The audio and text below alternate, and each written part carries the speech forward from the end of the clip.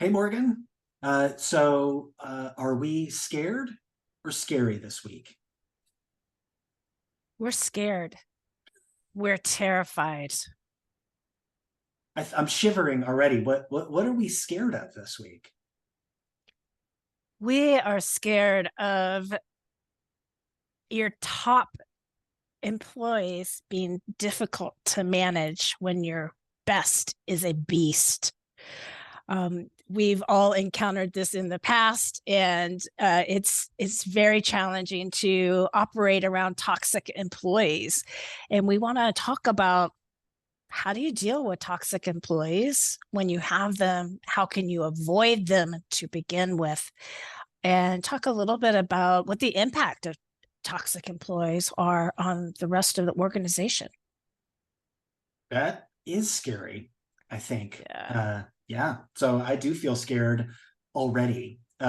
So just to recap, right? I'm Anil Saxena, and with me is Morgan Hunter, and you are listening to Monster in My Closet.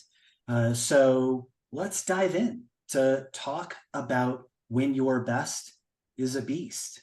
So, um, Morgan, how would we define or what would we say a toxic employee is? Well, uh, I would say that if you have an employee that doesn't align with your corporate values, number one, and we can talk a little bit about that in a minute about the importance of your values. Um, People who make it difficult for you to interact with them in a teamwork or collaborative manner, people who are difficult to give feedback to, uh, people who you're scared to put in front of a client. Right. Right. They might be unpredictable. Yeah. So maybe they're great one day, and maybe another day they are terrible. And honestly, I think, toxic people in the workplace make it scary for other people to come into work, right? I've actually worked with people where we started seeing people call in sick because they just didn't want to be in the same room with this person. And that's terrible. That's Yeah. terrible. Costs a lot of money and a lot of trauma when those types of people are allowed to impact the rest of your organization. Yeah. Yeah. And I mean, I think it's even worse when it's somebody who is a really high performer, right? Like somebody who really knows the system like the back of their hand, or is a really good salesperson, or things like that. But Mm. the rest of their sort of personality or work characteristics are not good. And so sometimes in the past, they may have gotten a pass for being kind of an asshole because Mm. they were able to really knock it out of the park in that one particular area of focus. And uh, and that just it makes things really really hard. Uh, and one statistic that I'll share, right, according to Harvard, a toxic employee can cost a firm more than $12,000 in turnover costs, whereas a top performer can only add $5,300 in value, highlighting the hidden costs of keeping toxic individuals in the organization. And I know for me, right, like when I was at Gallup, one of the things that we talked about was people that were highly engaged and highly disengaged. Mm. And for every one person that was highly disengaged, that was kind of rowing against everybody else, you had to have 4 or 5 people that were highly engaged. So having that toxic person in the workplace really can hinder your ability to grow, even if they're really a star employee in one particular area of focus. Yeah, I think you're absolutely right there. And when you look at a small business, and I'm talking really small, like very much startup, there's 5 to 10 of you, right? And everybody's wearing multiple hats. And you may have only one person who's an expert in doing integrations, or what, Right. or you only have one Python coder or something like that. And when you have a single point of failure, in terms of a skill set, many companies are inclined to let that bad behavior slide, because what's going to happen if we take this person off the project, or we eliminate his role or her role or whatever. And so I think we tend to let it go on unnecessarily long, Mm. because we feel like we're never going to be able to replace that person at the level of skill that that person brings to the table. So instead of taking the hit, we just swim in the mire for months and months and months, and morale starts to go down. But I think I want to pop back to something I mentioned earlier about values. Like, what are your values as a company? And if one of your values is to provide a safe workspace for your employees, or maybe one of your values is kind of the no asshole rule, like we're just not going to tolerate bad actors. The additional cost is if you have set yourself up saying these are the types of values we embrace, and then you allow this type of toxic behavior to occur, then your employees look at that and have extreme cognitive dissonance and going, oh, wait a minute, you told me this was going to be a safe place to work, and you told me you didn't tolerate bad actors, but what I'm seeing is something completely different. And I've seen people get frustrated enough in those situations that they leave the company. So they are so disenchanted because of this. You're losing an employee, a high value employee that's not got a toxic issue and is also contributing. So it can get bad really, really fast if you don't find a way to move those toxic people out of your organization. Yeah, absolutely. And I mean, I think almost as bad as somebody leaving because you're not kind of adhering to your norms or the values that you set out is somebody who kind of stays but checks out. So they decide, like, well, I guess this is just the way that it's going to be, and that's how I'm going to have to live. And so I'll just stay here and collect my paycheck. Or worse yet, you lose clients because you Yes. have somebody who is toxic to them, right? Or that doesn't give them what they need. And for a small organization, that can be the death knell, right? That's a good reason to be scared is to lose good people or lose clients, because you have this high performing person who is just toxic to be around. Yeah.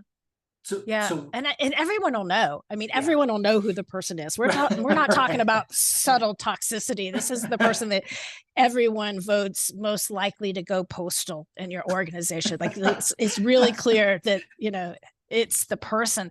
But let's talk about Anil. So you have a toxic person. Yeah. What is the process, right? Do you just kick him out the door? Do you put him on a performance review? Like what would your Yeah. recommendation be to people who are in this situation? Yeah. So I have failed at this a lot.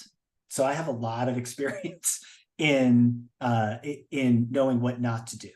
So I think I can I don't know if that's helpful or not, right? Like don't forget your anniversary, those of you gentlemen that are married, right? Or ladies. Or I've done ladies, it that's too. right. I've done it too.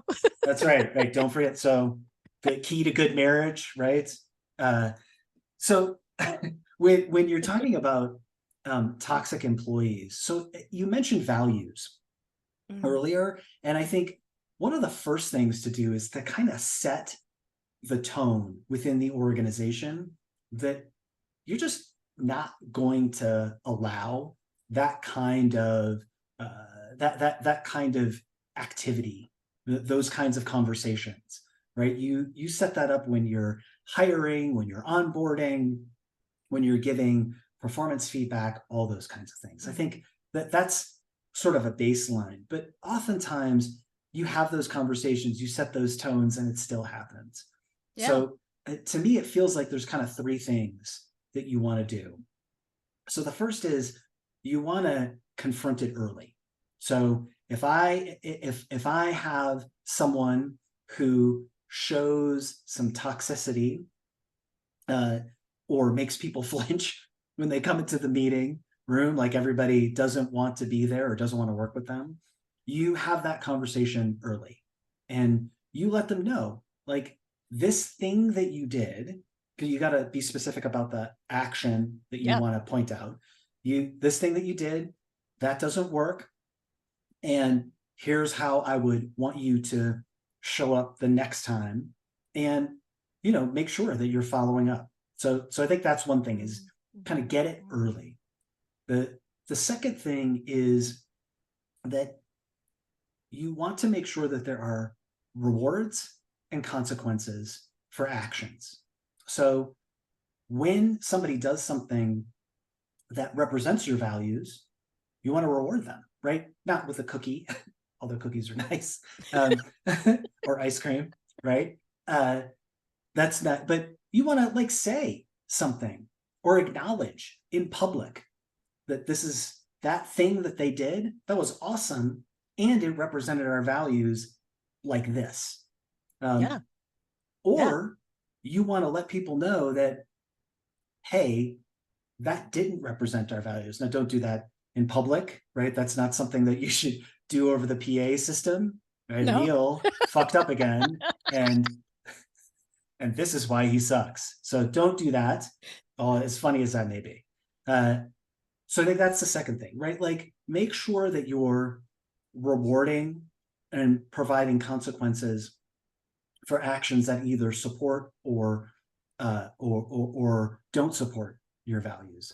And then I think the third thing is that you have to be willing to say no more, right? That at some point early on, it is really actually a positive thing to excuse someone from an organization that doesn't represent your values, even if they are really good at what they're doing, because it kind of sets the tone for how you want to operate. So, I mean, there's 1,000 other things that we're probably going to talk about over the course of this series, but I think those three big things are really good best practices to kind of put in place and to think about as you're moving forward in developing your organization and managing the folks within it. I have a couple of things that I would add to that. And I think that part of avoiding this problem starts in the interview process, right?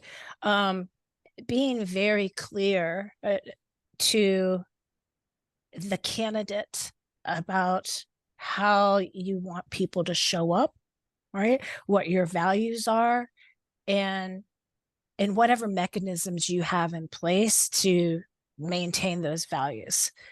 I think also when you're doing an interview, I'm going to use a technical person as an example. You can't just look at how many programming languages they know, right? You've got to ask some behavioral interview questions to try to get to, the meat of this person's personality, to make sure that they are going to be a team player and they have the ability to manage obstacles and setbacks in the workplace.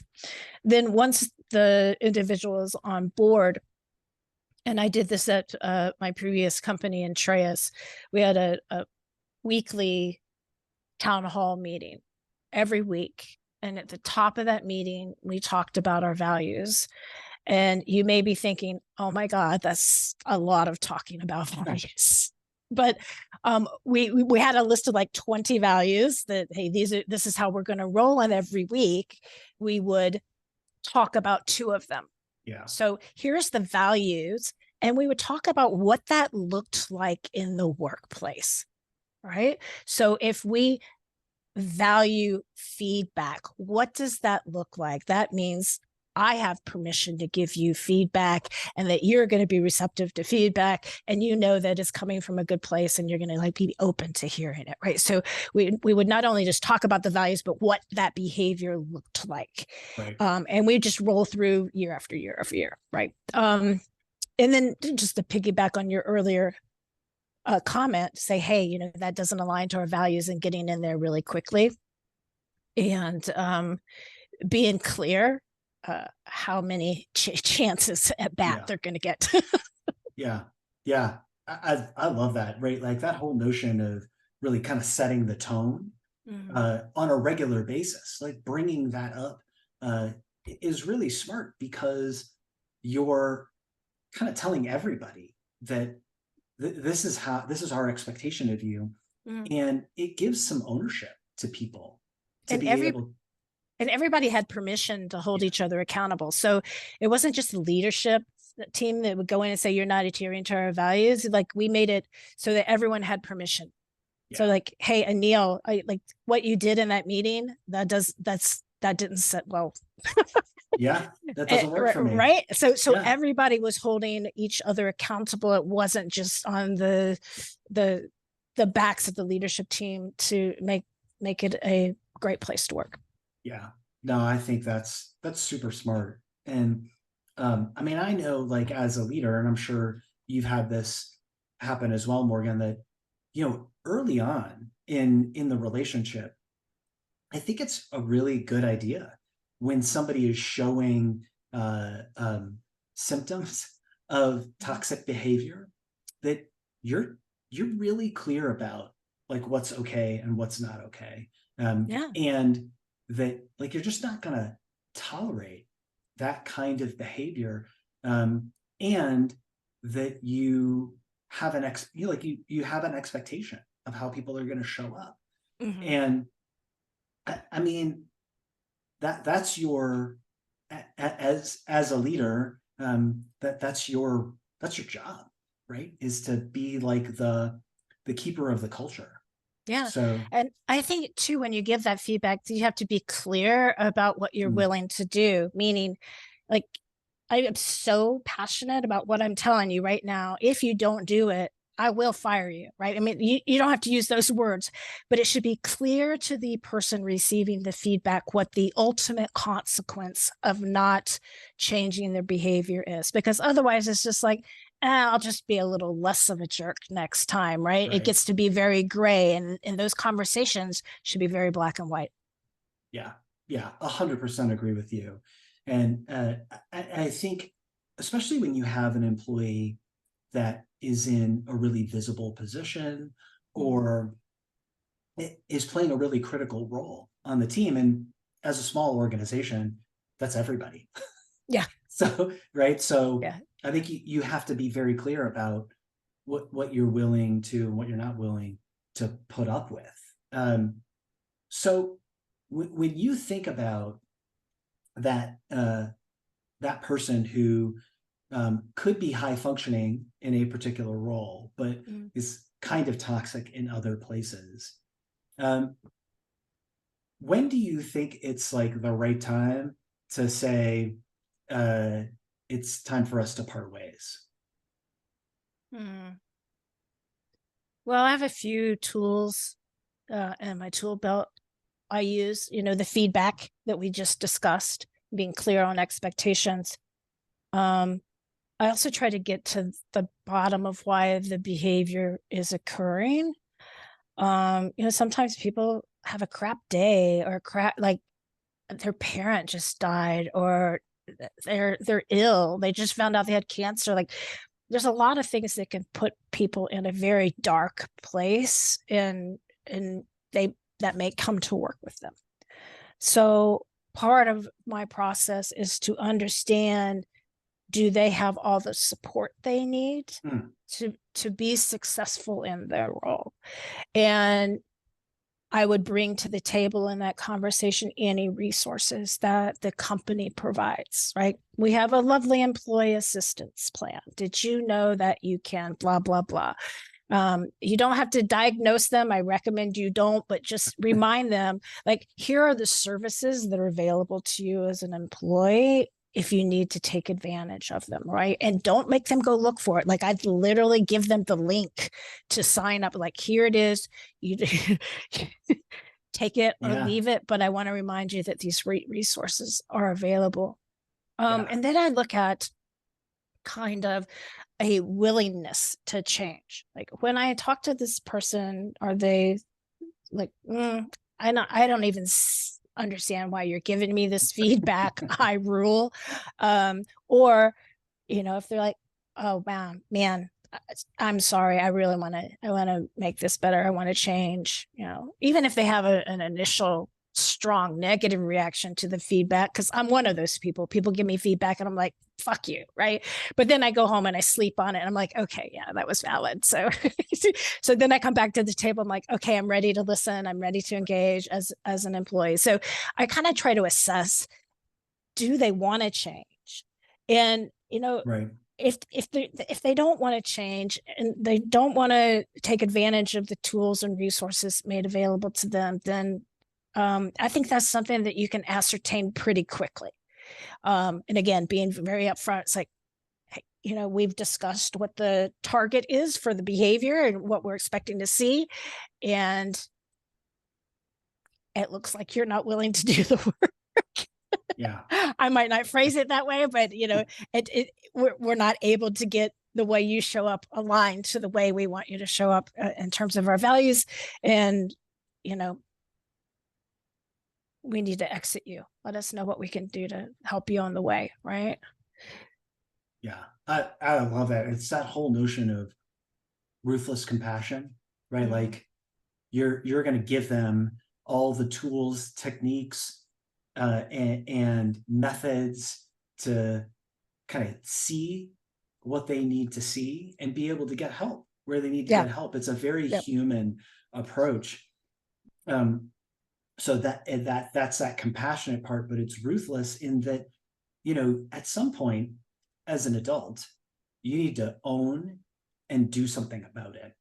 Mm-hmm. And I think that approach that you have really helps to kind of set the table for them. And at the end of the day, it's really their choice to take action on it. And Mm-hmm. then, like, I know we worked with somebody who I had to have that conversation with, Mm-hmm. right? And very early on, right, I was like, look, we may have miscommunicated together, right? You may have thought this was a different role. I may have thought you were a different person. Mm-hmm. Uh, and so here's my suggestion. Uh, I think you should talk to HR and see about whether or not this is the right fit for you. Because here is my expectation of somebody in your role at your level. Mm-hmm. And, you know, once you're done talking to them, you can come back to me and I will support you in whatever decision you make. If you want to Right. be here and you want to lean in and enjoy yourself, I'm all about that and I'll support you all the way. If you don't, if you're like, hey, Anil, Mm-hmm. I think you're a jackass and I want to leave, um, then I will say, great, let me help you. Mm-hmm. And let's figure out what the next move is for you. Yeah. I think Yeah. it's that notion of it's it's personal because they're human beings, you're human beings, but it's also that you have a job to do. Mm-hmm. And there's a certain way that you have to show up in the job. And so I think that whole notion of when you have somebody who's a high performer and uh, they're kind of an asshole, Mm-hmm. there's reasons, right? Part of it is what you were saying, like they're human beings, they're going through whatever they're going through. And Mm-hmm. the other part of it may be that nobody's ever said, like, hey, that's not okay. Yeah. Like, and both of those things are important for you to be able to help that person to make the right decision for themselves, and for you to make the right decision for your organization. So I think that that's a really important thing to make sure that you're clear about. Yeah. So Yeah. are there any other kind of last things that you feel like would be good for us to make sure that we're shedding light on? Well, I think that our listeners are probably thinking, that's great. I need to give them feedback. The feedback is hard, right? And what I would say is, please stay tuned, because we are going to have some upcoming episodes that go deep into the specifics of giving feedback Yeah. on difficult and challenging topics, because it's just not a skill set we're born with. You really have to develop that skill set. And we're going to give you the tools to do that. Yeah. Yeah. And I'd say, because it's so much easier to avoid it.